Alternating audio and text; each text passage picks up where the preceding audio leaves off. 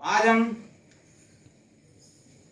नाभिकीय भौतिकी में आधारित जो आंकिक प्रश्न होते हैं उनको हल कैसे करें इस विषय पर चर्चा करते हैं। तो अभी तक आपने जो पढ़ा था उसमें आपने 3 सूत्र पढ़े थे। पहला था रदरफोर्ड सोडी का जो नियम है, और ये था n बराबर n0 e की घात माइनस लैम्डा t।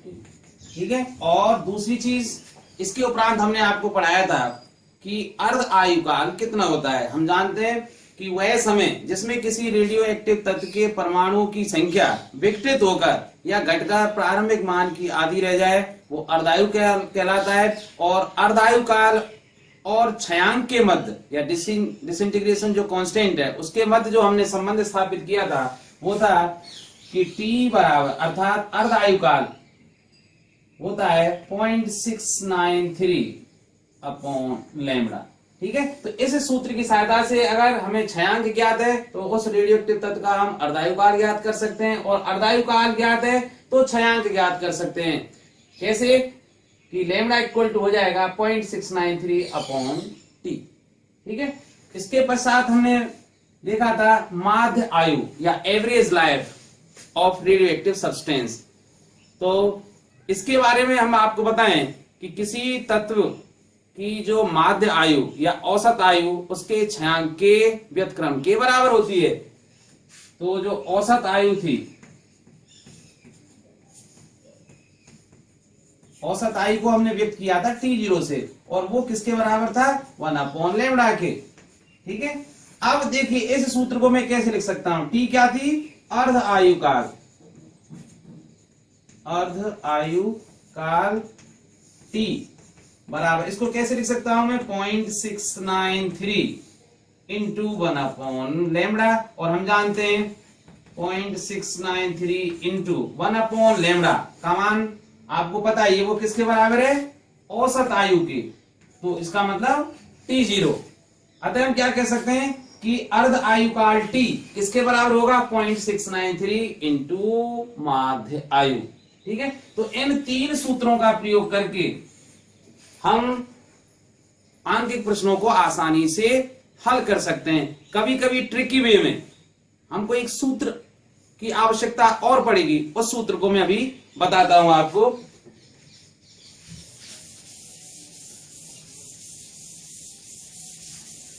जैसा मैंने अभी आपको बताया कि अर्धायुकाल वह समय होता है जिसमें किसी रेडियो एक्टिव तत्व के परमाणुओं की संख्या घटकर प्रारंभ के मान की आधी रह जाती है। तो मान लें प्रारंभ में अर्थात t बराबर 0 पर किसी रेडियो एक्टिव तत्व में जो सक्रिय परमाणु थे या एविक्टिव जो परमाणु थे उनकी संख्या क्या थी? n0। तो एक अर्धायुकाल के बाद, अब आप सोच के बताइए मुझे कि एक अर्धायुकाल के बाद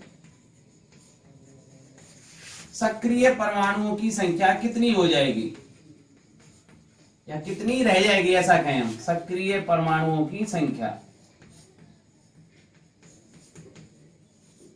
और इसको आप अच्छी तरह जानते हैं कि एक अर्धायुकाल में परमाणुओं की संख्या घटकर आधी रह जाती है प्रारंभिक मान की। तो प्रारंभिक मान क्या था? n0। तो n0 का आधा हो जाएगा n0/2। अब मैं आपसे कहूं कि 2 अर्धायुकाल के बाद, 2 अर्ध आयुकाल के बाद सक्रिय परमाणुओं की संख्या,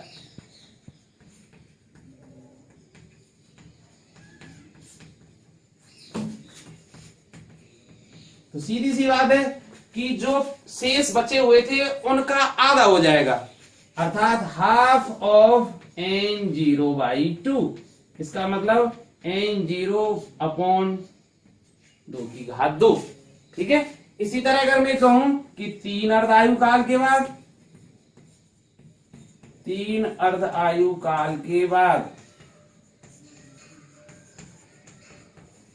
सक्रिय परमाणुओं की संख्या,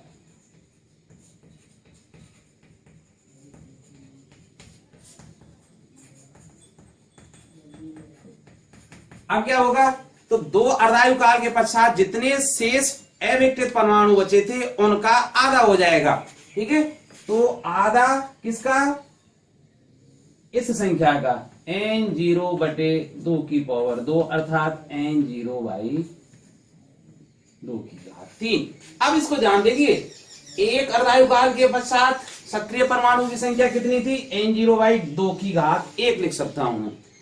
2 अर्धायु काल के पश्चात सक्रिय परमाणु की संख्या क्या थी, n0/2 की घात 2। इसी तरह 3 अर्धायु काल के पश्चात सक्रिय परमाणु की संख्या या अविकृत परमाणु की संख्या कितनी रह जाती है, n0/2 की घात 3। तो इसी तरह मैं क्या कह सकता हूं कि n अर्धायु काल के पश्चात, n अर्धायु काल के पश्चात सक्रिय परमाणुओं की संख्या कितनी रह जाएगी,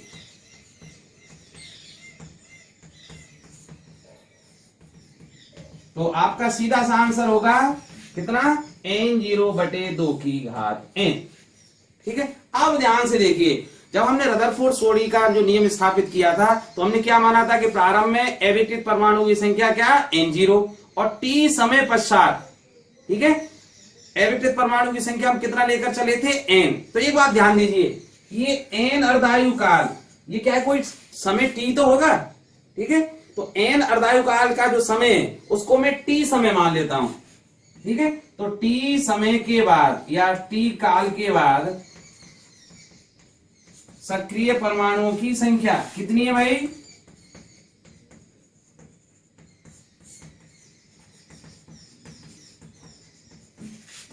n0/2 की घात n, ठीक है। और t समय के पश्चात सक्रिय परमाणुओं की संख्या को मैंने क्या माना था, n।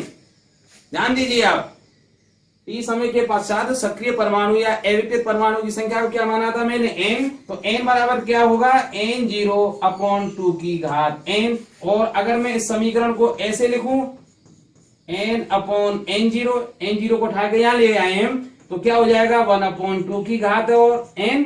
और इसको क्या लिख सकता हूं मैं, 1/2 की घात n। ध्यान रखें, यहां n क्या है, n अर्धायु काल का समय है, ठीक है। अब एक बात सोचिए, आप थोड़ा ध्यान दें कि मैंने क्या माना है इसमें, t को किसके बराबर माना था, ध्यान दीजिए, t को किसके बराबर माना है मैंने, n अर्ध आयु काल के बराबर, अर्थात t बराबर है n अर्ध आयु काल, अर्थात nt। t को किसके बराबर माना है मैंने, n अर्धायु काल, क्योंकि अर्धायु काल को हम किससे व्यक्त करते हैं, t से। तो n का मान किसके बराबर होगा, t/कैपिटल T। ध्यान रखें, तो n का मान किसके बराबर होगा, t/कैपिटल T। तो इसको ऐसे भी लिखा जा सकता है और इसी रूप में हम अधिकतर स्थितियों में लिखेंगे। और यह सूत्र बहुत अत्यधिक काम का है और इसके आधार पर हम इसका उपयोग करेंगे। क्या कहेंगे, तो आप देखिए न्यूमेरिकल, जैसा आप देख रहे हैं, किसी रेडियोएक्टिव तत्व की मात्रा 15 घंटों में प्रारंभिक मान की 1/64 रह जाती है। तो हमें तत्व की अर्धायु t, क्षयांक लैम्ब्डा तथा माध्य आयु ज्ञात करनी है। तो देखिए, इसमें पहले ये सोचिए, इसमें दिया हुआ क्या है कि 15 घंटों में, अर्थात जो समय दिया गया है वो स्मॉल t हमने मानी है, वो कितना दिया है, 15 घंटे, ठीक है। और इन 15 घंटों में क्या होता है कि किसी रेडियोएक्टिव तत्व की जो सक्रिय परमाणु की संख्या है वो घटकर प्रारंभिक मान की 1/64 रह जाती है, 1/64 रह जाती है, ठीक है। अर्थात अगर हम प्रारंभ में परमाणु की संख्या n0 माने, ठीक है, तो t समय के पश्चात जो परमाणु रह जाते हैं वो कितने रह जाएंगे, n0/64, अर्थात प्रारंभ के मान की 1/64 रह जाती हैं। अब जो सूत्र मैंने पहले ही बताया था आपको, जो सबसे अधिक काम का सूत्र वो क्या है कि n/n0 बराबर होता है 1/2 की घात n, ठीक है। तो देखिए n का मान क्या है, अब देखिए n का मान क्या है, n0/64, ठीक है। और ये n का मान रख दिया बटे n0 बराबर 1/2 की पावर n। तो देखिए n0 से n0 कैंसिल हो जाएगा, यहाँ क्या हो जाएगा, 1/64 बराबर 1/2 की घात n। और अब एक बात ध्यान रखें कि ऐसे सवालों में जो संख्या 1/64, 1/32, 1/16 ऐसी संख्या आएंगी जो किसी न किसी 2 के घात के क्रम में होंगी। ठीक है, तो 1/64 को हम देख सकते हैं 64 के गुणनखंड करके, तो 2 ये 32, 16, 8, 4, 2, 1, तो 1 2 3 4 5 6, इसका मतलब ये कितना है भाई 1/2 की पावर 6, तो 1/2 की घात n। तो अब देखिए क्योंकि ये दोनों संख्याएं बराबर हैं, ठीक है, तो इनकी दोनों की घातें भी कैसे होनी चाहिए बराबर, तो n बराबर क्या आ जाएगा 6। ठीक है, n बराबर क्या है 6, इसका मतलब वह समय किसके बराबर है n अर्धायु काल के बराबर। अब अर्धायु काल कितना है, क्योंकि हमने अभी आपको बताया था कि जो t बराबर होता है किसके बराबर होता है भाई nt के, जो समय होता है वो n अर्धायु काल के बराबर होता है। ठीक है, और t हमारे पास कितना दिया गया है 15 घंटे, अर्थात जो n अर्धायु काल थे जिसमें रेडियोएक्टिव तत्व के परमाणु की संख्या घटकर 1/64 रह जाती है, वो कितना है 15 घंटे। तो 15 घंटे ये किसके बराबर है भाई n अर्ध आयु काल के, और n का मान हमने निकाल लिया है, वो अर्धायु काल कितने अर्धायु काल के बराबर है 6 अर्धायु काल के, तो 6 अर्ध आयु काल, तो अर्धायु काल कितना हो जाएगा t बराबर 15/6 अर्थात 2.5 घंटे। ठीक है, अब घंटे के स्थान पर हम क्या बना सकते हैं सेकंड, तो जो अर्धायु काल है t बराबर हो जाएगा 2.5, अगर इसके सेकंड बनाना चाहें तो 36 से का गुणा और कर दीजिए और वो आ जाएगा 9000 सेकंड। ठीक है, तो इस रेडियो एक्टिव तत्व की जो अर्धायु है वो कितनी है 9000 सेकंड। दूसरी चीज हमें क्या ज्ञात करनी है भाई, इस रेडियो एक्टिव तत्व का क्षयांक, और हम जानते हैं क्षयांक और अर्धायु काल के संबंध के बारे में कि जो क्षयांक होता है लेमड़ा बराबर होता है 0.693 अपॉन अर्ध आयु काल। ठीक है, तो 0.693 अपॉन अर्धायु काल कितना है हमारे पास 9000, और अगर 0.693 को मैं 9000 से डिवाइड करूं तो ये बराबर आ जाता है 7.7 गुणा 10 की घात -5। ठीक है, और क्षयांक का मात्रक क्या होगा बटे t, इसका मतलब प्रति सेकंड, क्योंकि हम समय को सेकंड में कन्वर्ट कर चुके हैं, तो प्रति सेकंड। ठीक है, अब एक चीज और है माध्य आयु, और माध्य आयु और क्षयांक के बारे में हम जानते हैं कि किसी रेडियोएक्टिव तत्व की माध्य आयु उसके क्षयांक के व्युत्क्रम के बराबर होती है, तो क्षयांक किसके बराबर होगा उसकी माध्य आयु के व्युत्क्रम के बराबर। ठीक है, तो माध्य आयु t0 बराबर किसके होता है 1/λ के। ठीक है, तो 1/λ सीधे सीधे हम लिख सकते हैं, इसको उल्टा कर दीजिए 9000 को डिवाइड कर दीजिए 0.693 से और वो आ जाएगा 12987 सेकंड के। ठीक है, तो आप देखिए कि अर्धायु काल कितना है 9000 और माध्य आयु कितनी है 12987 सेकंड।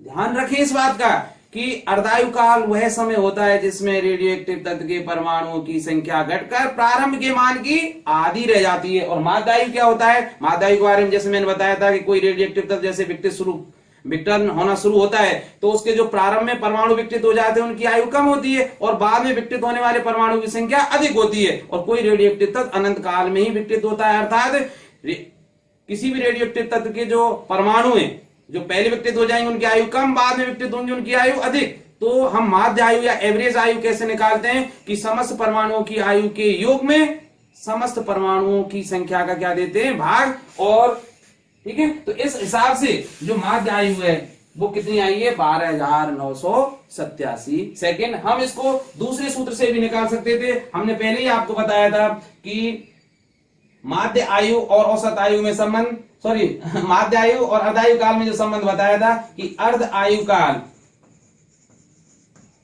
t बराबर क्या होता है 0.693 इंटू t0, तो हम t0 का मान निकाल सकते हैं 0.693 अपॉन अर्धायु काल t में भाग देके किसका 0.693, ठीक है, और टी का मान कितना है 9000 और 0.693 है, तो किसी भी सूत्र से ज्ञात कर लीजिए वही आएगा। ठीक है, अब हम दूसरी समस्या पर चलते हैं।